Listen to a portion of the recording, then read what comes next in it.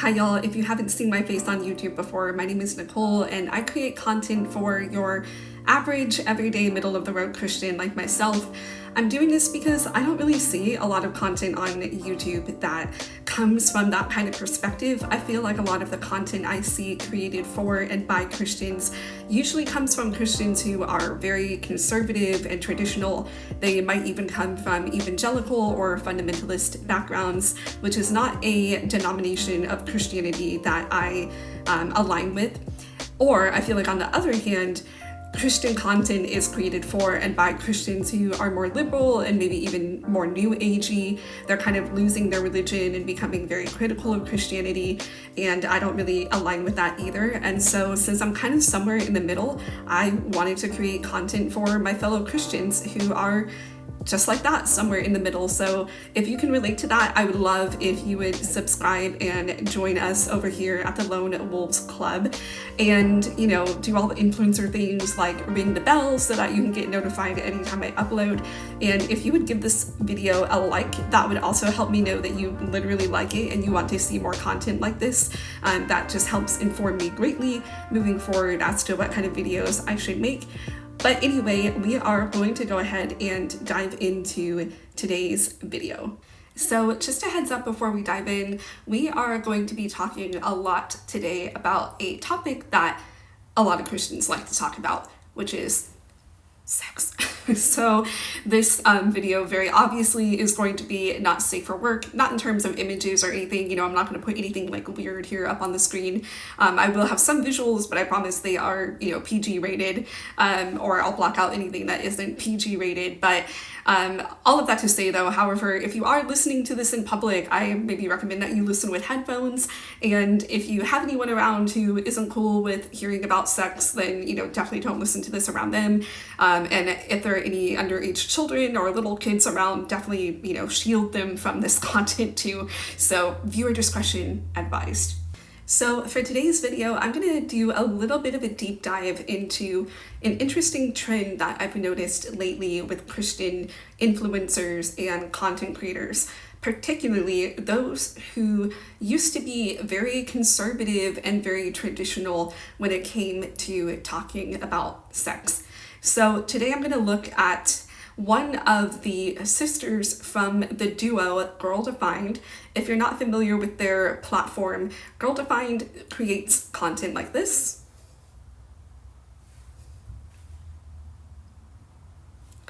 And like this.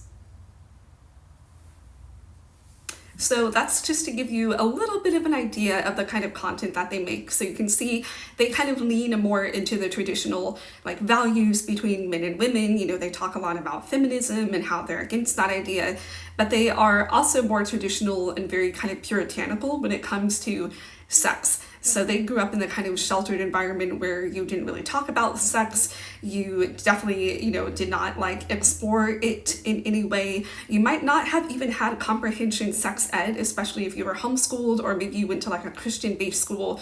You know, you would not have gotten the same like anatomy and biology lessons that all of us who, you know, went to public school did whenever, you know, it was time for sex ed, right? So to kind of prove my point, we are going to hear from one of the sisters, Bethany, and she, more than Kristen, has kind of made this weird 180 where she has gone from being, you know, very puritanical and very, you know, kind of modest and very, you know, just kind of sheltered when it comes to sex. And then now all of a sudden her content is just very sexual and very free in that way. And you know, I do want to say, like, I'm a very sex positive person. You know, I'm not a prude, and I am all for, you know, women, especially Christian women who grew up in a conservative environment, exploring their sexuality and being more comfortable with that.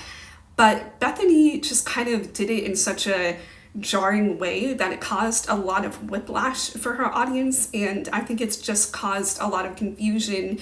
And so I really want to unpack that, and then there are some deeper topics that I want to dive into. But anyway, to kind of give you a taste of what I mean, here is a podcast that Bethany went on where she opened up and shared about how sex was discussed in her household growing up. And this will kind of show you what I mean when I say that there are people who grow up in a kind of environment where they may not genuinely even learn about sex. And I know that sounds hard to believe, but again, a lot of evangelical and fundamentalist Christians are very, very, very hush hush when it comes to talking about sex, even just explaining the birds and the bees to their kids. And hear me when I say that I am not shaming anyone who grew up in that kind of environment. I have friends who grew up in that kind of environment. I grew up in kind of more of a conservative environment where we didn't really talk about sex either. So I am not bashing anyone if that was your experience. I'm just showing this to kind of give a full picture of Bethany and where she comes from. So we're just going to look at the clip from the podcast she was on right here. You know, and we don't blame our mothers because they did the best they could. Yeah. But did your mom? Yes. What did your mom tell you? I'm always curious. Or what did your mentor tell you? Yeah. And we need, I think, to have more conversations for Yeah. our friends who are engaged, so that they don't feel so afraid. Do you Yeah. find that a lot of people are having these questions of kind of, what am I going to do? I'm going to get married. Nobody's really telling me what to expect. Oh, yeah. I mean, and this, I don't really have a filter, so I just will share super openly and honestly. And this is similar for my husband as well. So like you say, we don't blame our parents, anything like that. They were doing the best they can. I'm sure they had even less information from their parents, Yes. So in some ways you're kind of trying to figure it out. But to be completely and totally honest, like this was definitely not a conversation that happened in our house. We didn't talk about anything from like natural girl functions like periods to definitely not to sex. It was just like the body, things that happen with that, like not really happening. We, were very much about, things like, oh, saving your first kiss for marriage or, purity, things like that, but in a very vague sense. And so this is hilarious. But the way that I actually even learned about what sex actually was, like what was happening, I did not even understand what it really was until I was probably like 20. And I was babysitting at somebody else's house and they had a children's book that was for kids explaining like what actually happened. And I literally was like 20 when I finally realized like, oh my goodness, like body parts have to come together. Like a penis actually goes inside, like, whoa, my mind was blown. And hilariously enough, my husband, he was like 17 or 18 before he actually learned, what like actual intercourse was. And so that's kind of where I came from, which I look back and I crack up. I'm like, I wanted to know. I wanted to understand more. I didn't want to feel so much like disconnect and shame about my body. Even just, like I said, the natural functions of being a woman, I just felt so embarrassed and so ashamed. And so thankfully, in God's great mercy, I look back and I'm like, I didn't get married until I was 30. And honestly, I needed those 10 years to kind of figure some things out, since I didn't even really know what sex was until I was 20, I needed some time to catch up. Yeah. Isn't that crazy? So honestly, it made me really sad to hear that clip. It just kind of showed the damage that growing up in a very conservative, fundamentalist family and just, the damage that can have on someone. I mean, I think it's very damaging personally for someone to not know anything about sex until they're 20. And the way that they find out is looking through a picture book meant for kids. Yeah, I mean, that honestly kind of explains a lot about Bethany, and you'll see what I mean when we kind of unpack more of her videos. But yeah, my heart just goes out to her and my heart just kind of breaks for her after hearing that because, she was kind of laughing and joking while she was telling that story. And it reminds me of those awkward moments we've had maybe where, someone has shared like a memory from their childhood and they're laughing and joking while they're telling that story and you're sitting there horrified like, oh, what? Like that happened to you? That was something you experienced in your life? Oh, this is even worse. A couple weeks ago, I went to get a new cell phone and I wanted one of those packages where you have the 5, the friends and family thing. And the guy was like, "We're your 5 friends." And I'm like, I didn't even know. I couldn't even think. Oh my God. I was like, oh, well, I guess I'm a loser. A loser. Too far. But anyway, I just wanted to share that because, again, I think it kind of gives a peek at Bethany's upbringing and her attitude towards sex at one point, and it explains why she was so like puritanical and like really pushed purity culture on people, so much so that she saved her first kiss until her wedding day. So, she first learned about sex when she was 20, and then when she was 30, she finally got married, and that was the first time she experienced anything romantic at all. And many people in that kind of conservative fundamentalist worldview think that you need to even save your first kiss for marriage. It's not enough to save, your virginity for marriage. You need to save your first kiss too. I mean, that is purity culture times 10. That is purity culture to the extreme. So it's odd to me that Bethany went from making content about that to making content like what we're going to see here in a second. But first, I want to show a clip where she is talking about saving her first kiss for her wedding day so that you can see what I mean and see kind of how jarring it was when she finally made the transition to more kind of overtly sexual content. So here is the clip about Bethany saving her first kiss for her wedding day.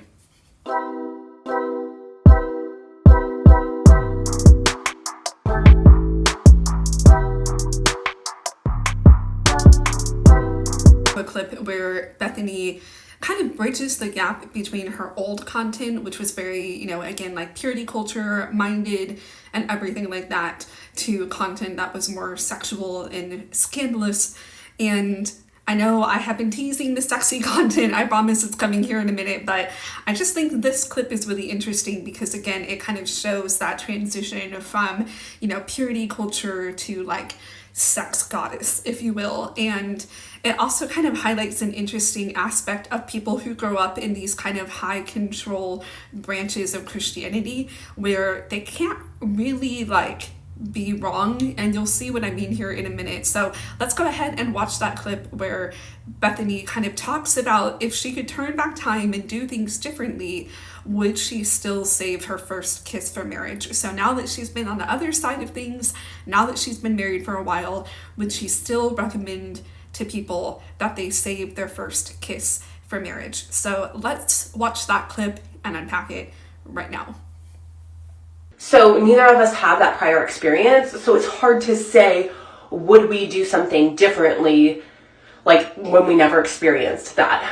Would we have sex before marriage? No, that's something that's like specifically clearly laid out in scripture, like very clear that sex is reserved for the marriage bed, that is for the covenant, a celebration of God's covenant, for passion, for pleasure, all of that, like we see that. But when it comes to kissing, it is a gray area. It isn't laid out specifically in scripture. It's just a choice we chose to make. I'm not like dogmatic on it now, but it's hard to know, like that's what we did and we're married. So I can't say. So the interesting thing about this clip is that she basically ends by saying, I don't know, because that wasn't my experience. I don't know if I would do things differently. And to me, I mean, I know some people might be like, oh, that's fair. I mean, she doesn't know, like, that wasn't her experience. That wasn't her journey. So it's hard for her to know if she would go back and do things differently. But to me, I think that's kind of a easy way out because I think she doesn't answer the question directly for a few reasons. I think one reason is what I kind of hinted at before the clip played. I think people who grow up in this kind of high control, fundamentalist, conservative environment have a hard time admitting that they are wrong about things, especially if it's values that they grew up with. I mean, I think all of us have a hard time sometimes looking back at our childhood and realizing that certain things weren't perfect and that certain things might have even been wrong, that maybe our parents did wrong things to us that were not okay, and or instilled values in us that were not okay. And so I think Bethany is having a hard time with that. She's having a hard time with being, disillusioned by her childhood and seeing it for what it is, and seeing that maybe some things that she grew up hearing, like saving your first kiss for marriage, was not okay. So I think that's part of it, that she has a hard time admitting that any part of her childhood or upbringing was wrong. And I think too, the reason why she doesn't answer this question directly is because she also kind of wants to keep her foot in the door of the purity culture angle, if that makes sense. So if you do a deep dive into Bethany's content like I did, I don't obviously expect anyone else to do it, but if you do, you will notice that she kind of plays both sides. So when it suits her to talk about purity culture, she'll join her sister with Girl Defined, and they'll make videos about how you shouldn't masturbate, even if you're a woman.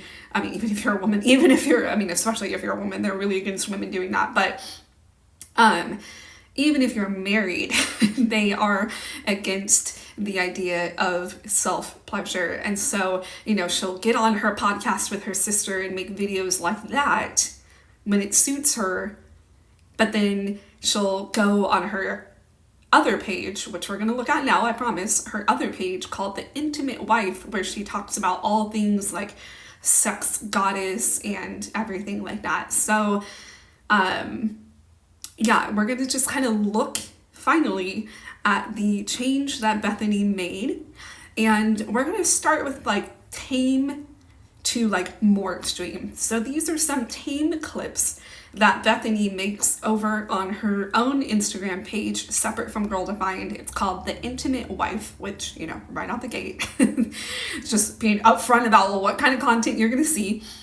And again, like I said, let's just start with one of the more tame clips, and then we'll work our way up to the more outrageous. So this is the kind of content that Bethany makes nowadays. All of this is relevant within like the last few weeks or months. This isn't content from, way, way back. This is all very much relevant content that she is still making. So here's the first clip that she made from this past Christmas.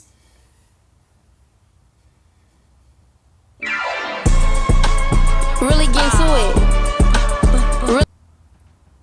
So, like I said, I'm not a prude, and there's nothing wrong with that clip on its face. She's just having fun and being a little cheeky and a little scandalous. It's not the end of the world. I see reels and TikToks like that all the time on social media. So there's no harm there. But again, like if you know Bethany's content and you know what she usually talks about with Girl Defined and what she usually posts and what she posted in the past, it can be really weird to see her all of a sudden make videos like this, especially because she doesn't really mention like God or anything like that when it comes to like her sexuality in this reel. She's just kind of being like overly sexual, because she'll go on to say like, oh, I want to be a voice for Christian women who feel like they didn't get to explore their sexuality or things like that. And again, I'm all for that, but it's just weird that like she would leave out God in this reel, and she would make a reel that's very much like, like everyone else is making on TikTok and Instagram and Facebook and whatnot. And, it's just funny because, again, she'll be the kind of woman that's like, I'm going to go against the grain and I'm going to retain my purity and I'm going to be like this and I'm going to be like that and I'm not going to be like these other women out here. And then she's making a reel that like literally so many other women have made. So yeah, just a touch of hypocrisy there. And again, a touch of like, what are you doing, girl?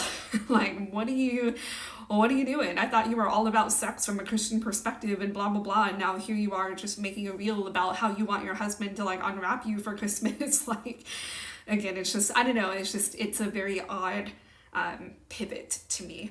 So now we're gonna, get into the more wild stuff. So this is another reel that she made from this past Thanksgiving, and this one definitely kind of had my jaw on the floor, so I'm just gonna go ahead and play it for you here. Bottom on the weekdays and weekends, only in the mornings and evening, only when I wake up or sleeping. Oh. So again, I've seen this kind of joke all over social media, so I wasn't shocked by it. I was just again shocked that it was Bethany of all people making this kind of content, because again, there's no mention of God, there's no mention of like, I'm figuring out my sexuality as a Christian woman, I want to help other Christian women do the same. It's just like overtly sexual and the kind of content that so many other people make. And again, Bethany tries to be that girl that's like, oh, I'm against the grain and I didn't sleep around before marriage and I didn't do this and I didn't do that and I had my standards and I abided by God's word. And then she makes content like this. So yeah, it's just odd to me and just funny to me. And I'm not the only one who thought so. I mean, look at this comment here. Someone was clearly also confused. So if you thought that was weird, we're gonna get into the really weird stuff. And again, this is where it is definitely not safe for work. So please proceed with caution and viewer discretion advised. So, Bethany, again, has become very free in her sexuality and very free when it comes to having sex and exploring all of the things, which is great. And here she is talking about some sex positions. But what I thought was so funny in this clip is that the sex positions are classified as Christian friendly sex positions. Like, what is a Christian friendly sex position? What is a God honoring sex position? I say God honoring because Bethany and her sister like to use that phrase, especially with their girl defined content. They'll talk about how to do your makeup in a God honoring way, how do you dress in a God honoring way. So what is a God honoring Christian friendly sex position? I have to know. So I thought that was just a really funny aspect of this reel. I mean, again, good for her for being like, sex positive and talking about sex and sharing sex positions and not being shy about that. But it is just so funny to me that they're labeled as Christian friendly sex positions. And even more crazy than that is the actual names of the sex positions. So I saw them like scrolling in the background behind Bethany, and I had to look them up and see if that was really the name of the sex positions. So I downloaded the app, which is called Ultimate Intimacy, I believe. So I downloaded the app and I scrolled through to see if the sex positions actually had these really crazy names, and this is what I found.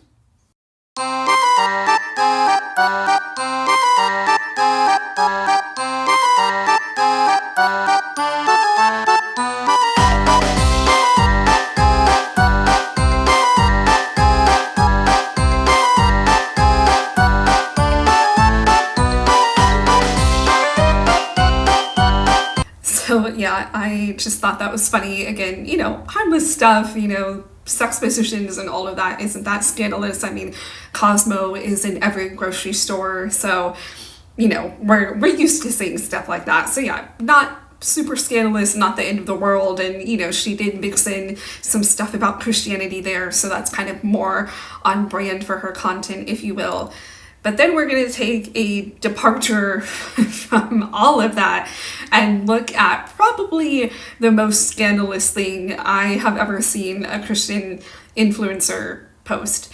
So this was shared on one of her, this was just like a post, not like a reel, but she talked about how, as you explore your sexuality, especially as a woman, you need to be free to do certain things, right? And some of the things you need to be free to do are, well, make noise in the bedroom. And not just make noise in terms of, sexy noises, but make bodily function noises. Like she says, you need to feel free to like fart in the bedroom or even pee, and not like pee, but like the other kind of liquid that can happen when you have, sexy things going on as a woman. I'm just gonna post it here for you to read because I feel like I've already said too much. Here's this for your reading pleasure so you can see exactly what I'm talking about and how we have departed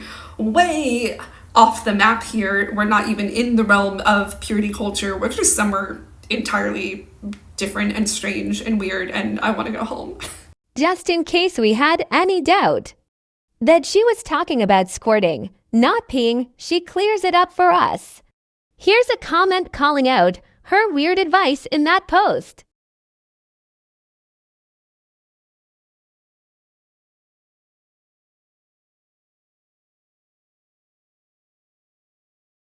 And here's Bethany's reply.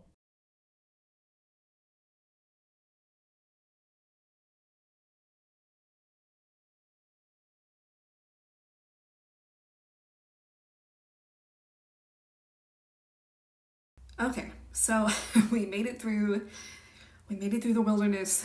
We're on the other side of all of the crazy content. But yeah, again, I just wanted to share all of that, not to, you know, make fun of Bethany because again, or people like her, because again, I think it is honestly kind of sad that she grew up in an environment where she didn't feel, you know, free to talk about sex or learn about sex in a healthy way. And I think that has kind of led to her having this like overtly sexual content lately. I was talking about this with my husband last night and I was like, why am I so uncomfortable with her content? I mean, I'm not a prude. I'm not, you know, again, like I'm a very sex positive person. Like I'm not bothered by that at all, but I am bothered by her content and I couldn't put my finger on it.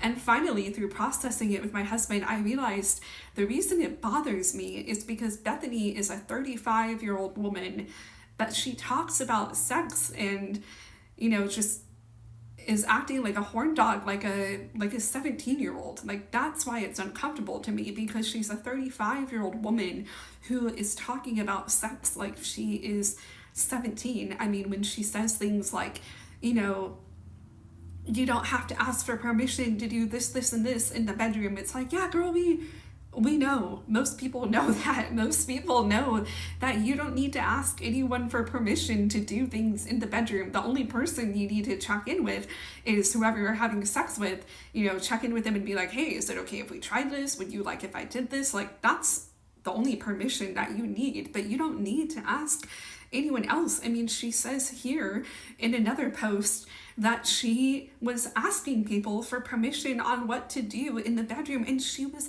30. I can't imagine as a 30-year-old going to my friends and family and being like, hey, is it okay if I do this in the bedroom? Is it okay if I do that in the bedroom? And one of the things that probably transformed myself and my marriage the most for me is when I stopped asking other people for permission for what I could do in my marriage. And that sounds so crazy, but growing up, everything was kind of like convictions and boundaries and, you know, especially in dating, like, okay, what are we going to do? What are we not going to do? What's honoring to God? What's not honoring to God? And it's really easy to bring that into marriage and to not just look at what's allowed in scripture and not allowed in scripture, but to go beyond that to all these gray areas and say like, okay, is this toy okay? Is this okay? Can we do this? Can we do that? Stuff that is like kind of gray in scripture. So we know there's a lot of stuff that God says yes and no to, like marriage is between a man and a woman, a covenant between husband and wife. So we know we shouldn't bring other people into that, like that sort of stuff. But when it comes to the gray areas, when I was able to stop asking other people for permission and start just talking about that between me and my husband and the Lord, it brought so much freedom. And yeah, it's just been really transformative for me. So when she says these things like, hey, y'all, you don't have to ask permission to do things in the bedroom, it's like, yeah, we already knew that, you know. It's like hearing from someone who just doesn't really have a lot of experience with sex, and that's kind of true. I mean, again, she got married at 30, she's 35, so she's only, you know, really been on this journey of exploring her sexuality for like 5 years. And, you know, she talked in another video about how she and her husband had a really tough sex life for the first few years of their marriage. So that really means she's only been an expert in having a good sex life in the last 2 years. So yeah, that's why her content kind of comes across as so odd to me, because it very much sounds like it's coming from like a 17-year-old girl, and it also sounds like it's coming from someone who point blank just doesn't really know what they're talking about and doesn't have a lot of experience in the area that they're talking about. And you know, I don't have a problem with people who are inexperienced when it comes to sex. You know, there's nothing wrong with that. But I think it is a problem when Christian influencers like Bethany want to come on their platform and make it out to be like they're the expert in this area. And I kind of wanted to sum up my final thoughts on this, because some of the deeper issues that this made me think about is, you know, I talked at the top of the video about how I think Bethany kind of plays like both sides of the field. I think she creates, you know, her more like wholesome, like girl-defined purity culture, trad wife, traditional wife kind of content when it suits her. And then she creates her more like sex goddess, like female empowerment, you know, free and open and honest Christian kind of content when it suits her too. And I think the bottom line for the kind of content that she creates and how she kind of plays both sides of the field whenever one suits her more than the other is to make money. You know, it's all about the money, it's all about the grift, because literally in almost every single post she makes for Girl Defined with her sister and on the Intimate Wife, you know, her page where all of the sex goddess content lives, she is almost always selling or trying to give away something like an ebook that she wrote or an actual literal like hard copy book that she wrote with her sister about singleness and dealing with your sex drive, which is again kind of ironic considering now she's like acting like a horn dog on the internet. But you know, the bottom line is it's all about the money, it's all about the grift, it's all about what kind of content can I make to sell my products, to sell my workbooks, to sell my ebooks, to sell my worksheets, to sell my planners, to sell my journals, to sell my whatever. I mean, she's literally made all of this kind of material and has bragged about the fact that she makes 6 figures from social media. So I mean, it's all about the grift, it's all about the grind, it's all about making money. I think that's the bottom line. I mean, can two things be true at once? Can she want to kind of help give a voice to women, especially Christian women who felt like they couldn't really explore their sexuality? I'm sure there's part of that. But does she want to make money? Yeah, and I kind of think that's a bigger priority for her, because again, if you scroll through her content, you will see literally almost every post or reel has a call to action that's like, hey, comment, you know, 222 if you want my, you know, workbook on, you know, how to explore your like pleasure zones or whatever. Ew, why did I say that? I'm just making stuff up off the top of my head clearly, but you know what I mean? Like, she is just kind of trying to sell her products, sell her journals, sell her workbooks, sell stuff. So I think that is why she is kind of creating the content that she creates. And I mean, we all know that sex sells. I mean, when you talk about sex, people are going to click on that video. I mean, I know it too, which is why I pick the thumbnails that I pick or pick the titles that I pick. You know, it's all marketing, it's all branding. You know, I'm not going to stand up here and lie and say, like, I'm not hoping to make money from YouTube eventually one day too. I mean, I enjoy making this content, but yeah, 2 things can be true at once. You know, I can enjoy talking about this, but I can also want to make money too. And so I think it's very true for Bethany that she is just kind of all about the grind and all about the grift. And I call it a grift because, again, it comes across as disingenuous to me when she'll kind of float between being very like puritanical and very chaste and very pure, and then she'll drift over to being this like sex goddess and, you know, being free and being liberated whenever it suits her. So it comes across as disingenuous to me. And then lastly, this leads to a bigger issue that I think a lot of Christians don't think about when it comes to like being obsessed with sex. And I think a lot of these Christian influencers wouldn't say that, right? But when you look at their content, it's literally all about sex in some kind of form, especially Girl Defined. I mean, just scroll through these titles here again.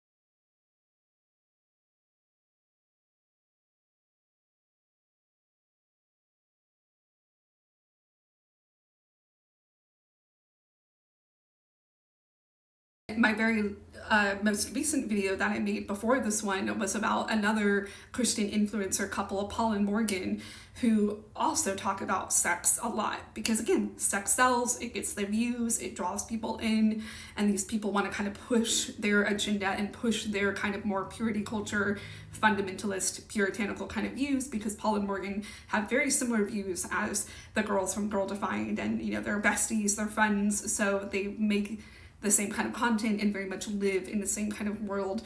So with Christian influencers like Paul and Morgan and Bethany, not so much Kristen. Kristen's kind of a bit more like anti-sex, even though she's married. So let's just say Bethany, Paul, and Morgan, when these Christian influencers are so obsessed with sex and talk about it so much, whether they're encouraging people to not have it, to abstain from sex, to abstain from even having their first kiss until their wedding day, or they're talking about how pleasurable sex can be and how awesome sex can be and how much they enjoy sex now that they're married, you know, you're still focusing on it, you're still obsessed with it. And again, I don't think they would see it that way, but from their content, it very much comes across that way, from the way they talk about it, from the way, you know, Bethany is all about like, oh, I just love, you know, doing XYZ with my husband, and I love this and I love that and I love whatever, and just acting like a horn dog on the internet. You know, at the end of the day, what you're really doing as a Christian is you're making sex into an idol. If you're unfamiliar with that idea, in Christianity, we have the idea that you can make an idol of something, not like a literal idol, like a statue. I mean, you can have those too, but what we mean by that is that you can basically elevate something to where it is more important to you than anything else, even your relationship with God. So that can be anything. That could be money, for example. Maybe you're all about making as much money as you can. You're a workaholic. You take all the overtime hours. And when you finally get your paycheck, all you can think about is what you want to spend it on. And I don't mean spending it on responsible things like groceries and bills and stuff like that. I mean, you're thinking about like, oh, I want to buy this piece of jewelry. I want to buy this cool car. I want to buy this video game. I want to buy this makeup. I want to buy this clothing. I want to buy these sneakers. You know, you're thinking about like material things so much, and that can eclipse your relationship with God, and that can be more important to you than your faith. And so that is what an idol is. It's anything that you kind of put on a pedestal. And yeah, it's just something that you value more than your faith, essentially. Something that you think about and devote more time and energy and thoughts to than you should. And I think sex can also be an idol within marriage. And I think a lot of Christians like Paul and Morgan and Bethany may not see it that way, because they're like, oh, we're finally able to have sex, and, you know, it's not an idol anymore. It's not something I'm like obsessing over. But I think you can still very much obsess over sex in marriage. I mean, in the last video I made about Paul and Morgan, there was this clip that I shared, which was really troubling to me because it showed Paul just opening up about how he gets really frustrated and sad and disappointed when when Morgan won't have sex with him. And to me, like, that's like making it an idol. You know, if you are so upset that your significant other won't have sex with you, and especially if they won't have sex with you after they got in a fight, like that's kind of what Paul was mad about, is that they would have discussed having sex later, and then the day would go on and they would end up getting in a fight in the evening or whatever. And then he would realize quickly, like, oh, okay, sex isn't going to happen anymore since we just got in a fight, and Morgan is upset. But that would upset him, that sex was no longer on the table, even though they had talked about it earlier. And so that's obsessing about it, right? That's having it in your mind, like, I'm going to have sex tonight, I'm going to have sex. And then when it doesn't happen, you get sad and you get frustrated and you get angry. I mean, he even said, like, I would just want to get in my car and drive and leave the house when I would find out that we were no longer going to have sex that evening. And, you know, they even had to make a schedule where they had sex every other night. And so, you know, that is very much making sex an idol. That's very much obsessing over it and, you know, elevating it to this position in your marriage and in your life that it should not be at. And same with Bethany, you know, with her talking about sex all the time and talking about all the things she enjoys doing with her husband and blah, blah, blah. It's like, you can tell it's just like constantly on her mind. She's constantly thinking about it. And, you know, I'm glad that she has a happy and fulfilling sex life. I mean, I hope everyone does. So I'm glad that she does. But it's like, girl, take it down a few notches, because the rest of us have been here for a while. We know the deal with sex. We know what's going on. I'm thrilled that you're thrilled, but you need to like take it down a few notches. So yeah, you can absolutely still make sex an idol in your marriage. You can still obsess on it. You can still focus on it too much. And I don't think that is living in the true potential that God has for us. You know, Yes, sex is a gift that God has given us. That's what I believe.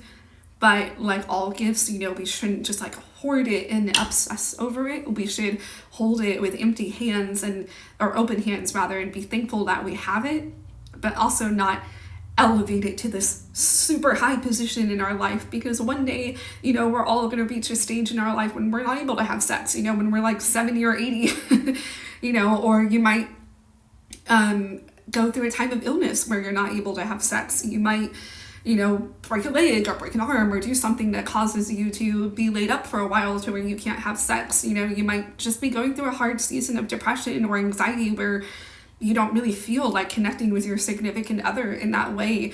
There are many, many times in your marriage where sex may not be at the forefront. And so I think that's the problem when a lot of Christian influencers, obsess with it and focus on it so much, is they forget that there are going to be time periods in your life and in your marriage where sex is not the priority. It's not the end all be all, and it's not something that needs to be elevated to like the pinnacle of human experience. Is it great? Is it amazing? Yeah, of course. But is it the pinnacle of human existence? No. I think being united with the person that God has given you for the rest of your life is way more worthy and noble of a thing to focus on. I think it's more worthy and noble to focus on being a good wife, being a good husband, rather than, am I going to get laid tonight or not? Like the attitude Paul kind of had, or the attitude Bethany kind of has sometimes.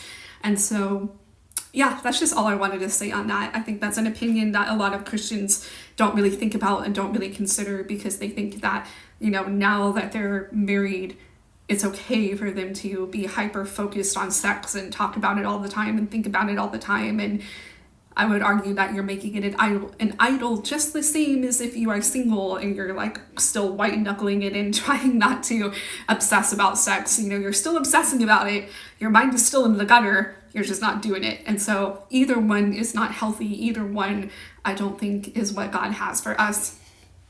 And the very, very last thing I want to say is that I think ultimately this kind of pivot that Bethany made, where she went from being, really pure and really chaste and really virginal to like a sex kitten, can be really confusing, not only for like her followers, but I think it can be confusing for people in purity culture to all of a sudden get married, and then they're thrust into this new world where all of a sudden they're allowed to experience all the things that they were never able to experience or even talk about before.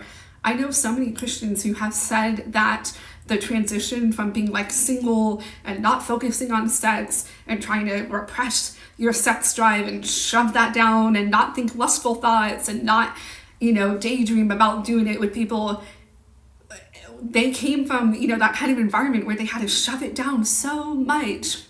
But then when they get married, all of a sudden people are like, well, you should be down to have sex with your husband whenever, because men need it, husbands need it, and you need to satisfy them, and you need to service them, and you need to pleasure them. The Bible says not to deny your partner.